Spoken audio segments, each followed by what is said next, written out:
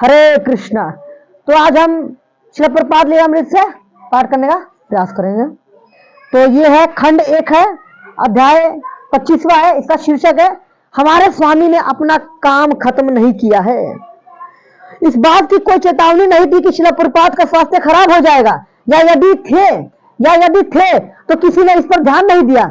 जैसे ही वह San Francisco में अपने भक्तों से न्यूयॉर्क में अपने भक्तों के साथ पहुंचे, किसी ने भी यह नहीं कहा कि स्वामी जी को धीमा होना चाहिए।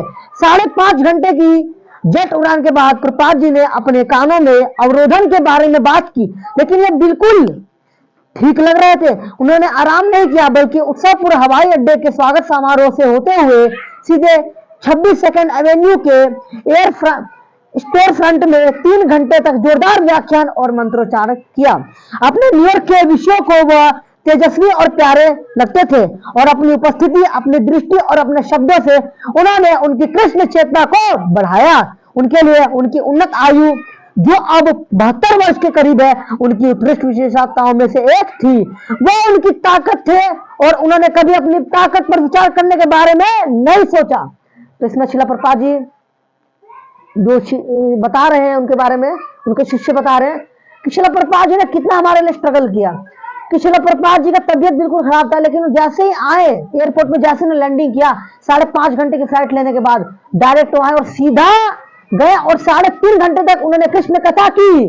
तो ये हम देखते हैं कि श्रील प्रभुपाद जी का कितना उनके एंथुसियाज्म है, कितना उत्साह है 72 वर्ष के आयु में भी।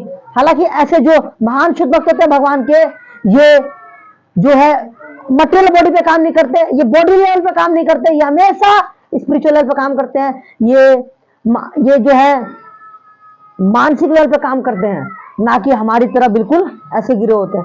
तो श्रील प्रभुपाद जी के लाइफ से काफी चीज सीखने को मिलता है। श्रील प्रभुपाद जी जो है एक ऐसे मैग्नेनिमस आचार्य हैं जिन्होंने पूरे वर्ल्ड को, पूरे विश्व का एम्पावर किया है। तो हमें उनसे सीखने का प्रयास करना है।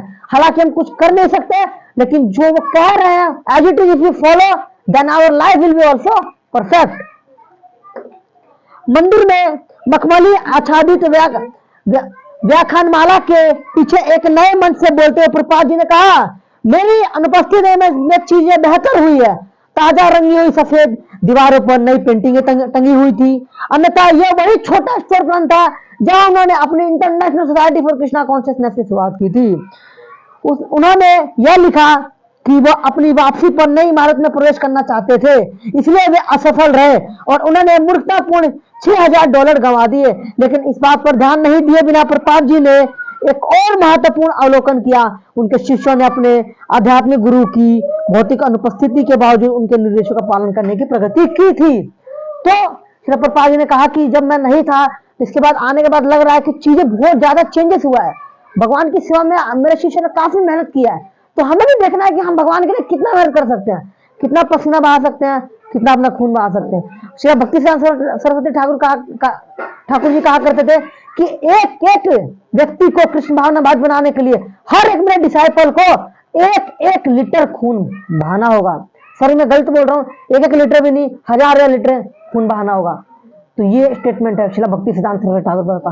हालांकि हम देखते हैं इस संसार में कृष्ण भक्त को ढूंढना बहुत मुश्किल है, लेकिन प्रभुपाद जी की कृपा से इस्कॉन की आज जितना वर्ल्ड वाइड प्रीचिंग हो रहा है कि काफी लोग भक्ति में आ रहे हैं, अग्रसर आ रहे हैं। हम किसी भी तरीके से आए, लेकिन हमें सीखना है कि भगवान की सेवा कैसे कर सकते हैं। भगवान की सेवा हम कैसे कर पाएंगे जब हम प्रभुपाद जी के मिशन की सेवा करेंगे। डायरेक्ट हम छलांग मार के समुद्र पार नहीं कर सकते, हमें नाव तो चाहिए होगी। तो नाव कौन है? गुरु के वाक्य। जब ये ताजा चित्रित दीवारों और अपने शिष्यों के उज्जवल चेहरों को देखकर खुशी से बैठे, तो उन्होंने प्रभुपाद जी से कहा, कैसे आध्यात्मिक गुरु का विनम्रता पूर्वक अनुसरण करके कृष्ण चेतना से विशेषज्ञता प्राप्त की जाती है। उन्होंने उदाहरण दिया कि यद्यपि एक इंजीनियर का प्रशिक्षु विशेषज्ञ नहीं हो सकता है, यदि वह विशेषज्ञ इंजीनियर की प्रत्यक्ष देखरेख में पेच घुमाता है, तो वह एक विशेषज्ञ रूप में कार्य नहीं कर रहा है। यह सुनकर कई भक्तों को राहत मिली। वे जानते थे कि भौतिक इच्छाओं को छोड़ना कठिन है और वे रातों रात पूरी तरह से शुद्ध भक्त नहीं बनने वाले हैं। ब्रह्मानंद ने एक और कविता भी लिखी थी, जिसमें उन्होंने कहा था, अगर कई जन्मों के बाद वो ध्यान से हरे कृष्ण मंत्र का एक माला जप कर सके तो वह इसे सबसे बड़ी सफलता मानेंगे। श्रील प्रभुपाद जी समझा रहे थे कि भले ही वे कृष्ण के प्रेम में विशेषज्ञ नहीं थे, अगर वे किसी विशेषज्ञ के अधीन काम करते तो वे भी विशेषज्ञ के रूप में काम कर रहे थे। तो हमने देखा है कि अगर ध्यान पूर्वक हमने हरे कृष्ण महामंत्र का अगर एक माला का भी अगर जप कर लिया तो हमारा लाइफ सक्सेसफुल है, वो भी कब, लाखों लाखों जन्म लेने के बाद भी, क्योंकि यहाँ पे शुद्ध भक्ति करना तो बहुत टफ है एक्चुअली। हम वी कैन नॉट डू शुद्ध भक्ति। ये हो सकता है कि हम भक्ति का जो विधि विधान है, रूल रेगुलेशंस है, अगर ये हम पालन करेंगे जरूर हमारे लाइफ में definitely it will bring changes, है ना। तो हमें देखना है कि हम कैसे अपनी लाइफ को, अपनी आदतों को हम सुधार सकते हैं। देखते हैं कि श्रील प्रभुपाद जी कितने ज्यादा पंक्चुअल थे हर कार्य को लेकर। मतलब प्रभुपाद जी इतने पंक्चुअल थे बिल्कुल कि उनके जैसे तो हैक्टिक शेड्यूल हो ही नहीं सकता किसी का, इतना हैक्टिक। आप सुनोगे तो शेड्यूल सुनकर चक्कर आ जाओगे, पता नहीं चल रहा है प्रभुपाद जी कब सो रहे हैं कब खा रहे हैं, कभी एक स्टेट में फिर अगले देश में, ऐसे ऐसे मतलब चेंज हो रहा है। लेकिन भगवान की भक्ति का प्रचार प्रसार नहीं रुक रहा कभी भी, हरि कथा नहीं रुक रही कभी भी उनकी, कभी भी उनका ट्रांसलेशन का जो वर्क है वो नहीं रुक रहा है। लेकिन हमें तो थोड़ा सा काम दे दिया जाए उसमें हम रुक जाते हैं। तो अगर हम शुद्ध हरे कृष्ण महामंत्र का अगर शुद्धता से अगर भजन करेंगे, उच्चारण करेंगे तो हमारी लाइफ में पवित्रता आएगी, क्योंकि अगर शुद्धता अगर जीवन में आएगी तभी फायदा होगा। Because purity is force, so we should try to do pure in our life is as much as possible. We have to go back home back to God in this life span. Wait नहीं करना हमें किसी और another life का, अगली जन्म होने का नहीं, इसी लाइफ में जाने का प्रयास करते रहना चाहिए। श्रील प्रभुपाद जी ने चैतन्य चरितमृत से व्याख्यान दिया। सैन फ्रांसिस्को से उड़ान भरते समय मैंने देखा कि विमान बादलों के सागर के ऊपर उड़ रहा था। जब मैं गांव से भारत से आया तो मैंने पानी का एक महासागर देखा और हवाई जहाज पर मैंने बादलों का एक महासागर देखा। जहां तक आप देख सकते हैं बादलों के ऊपर सूरज है, लेकिन जब हम बादलों के बीच से नीचे आते हैं और जमीन पर उतरते हैं तो न्यूयॉर्क में सब कुछ धुंधला और धुंधला होता है, लेकिन सूरज अभी भी चमक रहा है। वे बादल पूरी दुनिया को नहीं ढक सकते, वे संपूर्ण संयुक्त राज्य अमेरिका को भी कवर नहीं कर सकते, जो ब्रह्मांड में एक कण से अधिक नहीं है। हवाई जहाज से हम गगनचुंबी इमारतों को बहुत छोटे रूप में देख सकते हैं। इसी प्रकार भगवान की दृष्टि से ये सारी भौतिक बकवास महत्वहीन है। एक जीवित इकाई के रूप में मैं बहुत तुच्छ हूं और मेरी प्रवृत्ति नीचे की ओर जाने की है, परंतु सूर्य के नीचे जाने की प्रवृत्ति नहीं है, वह सदा माया के बादलों के ऊपर उठता जाता है। तो हम देखते हैं जीवात्मा का धर्म क्या है। जीवात्मा का धर्म है भगवान की सेवा करना।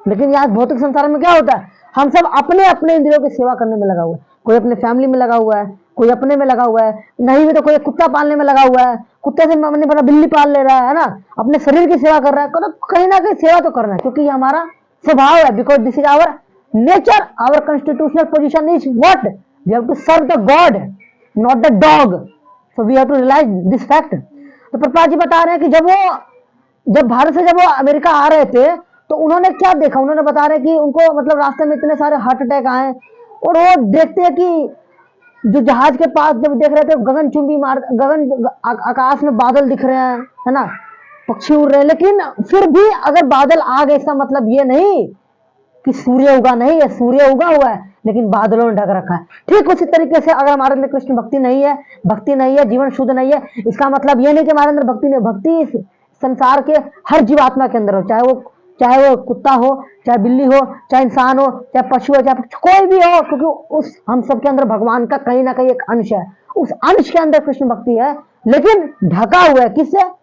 किसी के अंदर काम है, क्रोध है, मुंह है, मद है, मत्सर है, इन सब चीजों से ढका हुआ है। किसी के अंदर द्वेष है, किसी के अंदर अपनी भौतिक आसक्ति आ रखी है। सबके अंदर अपना अपना कोई ना कोई रीजन है, वो माया ने हमें आच्छादित कर रखा है। लेकिन हमारे अंदर इच्छा अगर आएगी तो होगा। तो जो इच्छा होगी हमारे अंदर कब विकसित होगी? मनुष्य शरीर में ही होगी। हालांकि बाकी चीज में हो सकती है बाकी में, लेकिन जो भक्ति है, जो प्रैक्टिकल जो चीजें हम अप्लाई कर पाएंगे एक्शनेबल रूप में, स्वाभाविक रूप से अपने जीवन में, मतलब व्यवहारिक हम दिखा पाएंगे बिल्कुल प्रैक्टिकल करके, वो मनुष्य जीवन में ही होगा, ऐसे बाकी किसी योनि में नहीं हो पाएगा। जादू रानी ने प्रपात के अपार्टमेंट के बाहरी कमरे में पेंटिंग रखना जारी रखा। शर्म को परे रखकर उन्होंने उनसे कृष्ण को चित्रित करने के तरीके के बारे में कई प्रश्न पूछे। भगवान विष्णु हृदय में कैसे स्थित है? उन्होंने पूछा, क्या वह बैठे हैं या खड़े हैं या क्या? प्रभुपाद जी ने उत्तर दिया, और इसके लिए तुम्हें हजारों वर्षों तक ध्यान करना होगा। जादू रानी ने निराशा से उनकी ओर देखा। तो प्रभुपाद जी ने कहा, वह खड़ा है और वे खुशी से पेंटिंग करने चले गए। तो इसमें जो जादू रानी माता जी है वो प्रपात जी के सामने आई, मतलब उनके अपार्टमेंट में आई उनके, और प्रपात जी के लिए एक्चुअली बहुत अच्छे से पेंटिंग बनाया करती थी। तो प्रपात जी से उन्होंने क्वेश्चन किया कि भगवान विष्णु जी के बारे में पूछा कि भगवान कृष्ण क्या है, मतलब उनके बारे में बताओ। तो वो बता रही है कि जिस तरीके से प्रपात जी ने उनको बताया ना कि जो भगवान कृष्ण है या विष्णु जी है वो हर व्यक्ति के अंदर, उसके शरीर में, उसके हृदय में विराजमान है, लेकिन वो कहते हैं कि ये कब तक ये निकलेगा नहीं हमारे अंदर, कब तक हम बता नहीं पाएंगे, जब तक हम प्रैक्टिस नहीं करेंगे कृष्णा कॉन्शियसनेस की, कृष्ण भावनामृत का अगर हम भक्तों के संग में प्रैक्टिस नहीं करेंगे तब तक ये उजागर भी नहीं होगा। ठीक है। तो लेकिन वो कह रही है माता जी की प्रपात जी इस तरीके से एक्सप्लेन कर रहे थे कि सामने साक्षात भगवान को देख रहे हो अपने आंखों से, इस तरीके से प्रपात जी एक्सप्लेन कर रहे थे। प्रपात जी ने एक नवांगुत माइकल ब्लूमट से भी मुलाकात की। नशीली दवाओं के विनाशकारी अनुभवों के परिणाम स्वरूप माइकल एक मनोचिकित्सक से मिल रहे थे। जब उन्होंने मंदिर में आना शुरू किया था तो उनके माता और पिता ने स्वामी को एक बुरी शक्ति के रूप में सोचा था। हालांकि स्वामी जी से मिलने पर श्रीमती ब्लूमट ने उनकी प्रामाणिकता स्वीकार कर ली, हालांकि उनके पति को संदेह बना रहा। श्री प्रपात जी ने कहा आपकी पत्नी बहुत अधिक बुद्धिमान है। श्री ब्लूमट ने कहा कि वह चाहते हैं कि उनका बेटा डॉक्टर बनकर दुनिया की अधिक व्यवहारिक तरीके से मदद करे। प्रपात जी ने तर्क दिया कि पहले से ही बहुत सारे डॉक्टर थे लेकिन फिर भी लोग पीड़ित थे। हालांकि कृष्ण भावना भावित व्यक्ति किसी व्यक्ति की पीड़ा को पूरी तरह से दूर कर सकता है, इसलिए कृष्ण भावनामृत का कार्य अधिक मूल्यवान था।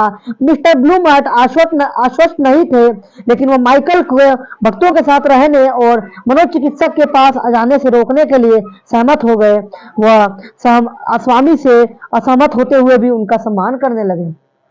तुम देखते हैं इसमें जो ब्लूमट जी है, जो मिस्टर ब्लूमट है और मिसेस ब्लूमट है, वो प्रपात जी से ना एक्चुअली थोड़ा कहते हैं कि स्वामी जी तो हमारे बच्चों को मतलब बेवकूफ बना रहे हैं, पागल बना रहे हैं, क्योंकि जो उनका बेटा था माइकल, उनका नाम था माइकल, तो वो मनोवैज्ञानिक थे, मतलब साइकोलॉजिस्ट एक्चुअली, वो मन की जो बीमारी को सॉल्व करते थे। तो वो उनके पिताजी कह रहे कि हम चाहते कि हमारा बेटा डॉक्टर बन के लोग की सेवा करे। तो प्रपात जी ने बोला ऐसे ही संसार पूरे पागल डॉक्टर पागल सारे डॉक्टर भटक रहे हैं, खुद पागल हुए पड़े, दूसरों की जो तकलीफें सुन खुद पागल हो गए। एक पागल दूसरे पागल का कैसे इलाज कर सकता है? इसलिए आप इनको कृष्ण भक्त बनाइए, भक्ति इनको भक्तों के संग में रखिए। हमें डिवोटीज की जरूरत है, हमें प्रीचर की जरूरत है, नॉट द क्रीचर, है ना। लेकिन इसमें भी देखते हैं जो मिस्टर ब्लूमट है वो प्रपात जी की बातों से सहमत नहीं थे, और लेकिन जो मिसेस ब्लूमट थे प्रपात जी के काफी बातों से सहमत थे, और लेकिन देखते हैं फिर भी सहमत नहीं है, फिर भी प्रपात जी का सम्मान करते हैं, वो दिखाते हैं। इसलिए हमने देखा कि प्रपात जी ने कितना ज्यादा हमारे लिए हार्ड स्ट्रगल किया है ना। तो हमें भी प्रयास करते रहना चाहिए किस तरीके से हम कुछ कर सकते हैं मिशन के लिए। तो आज एकादशी था, इसलिए इसको उपलक्ष्य में हमने करने का प्रयास किया। तो हरे कृष्णा, श्रील प्रपात की जय।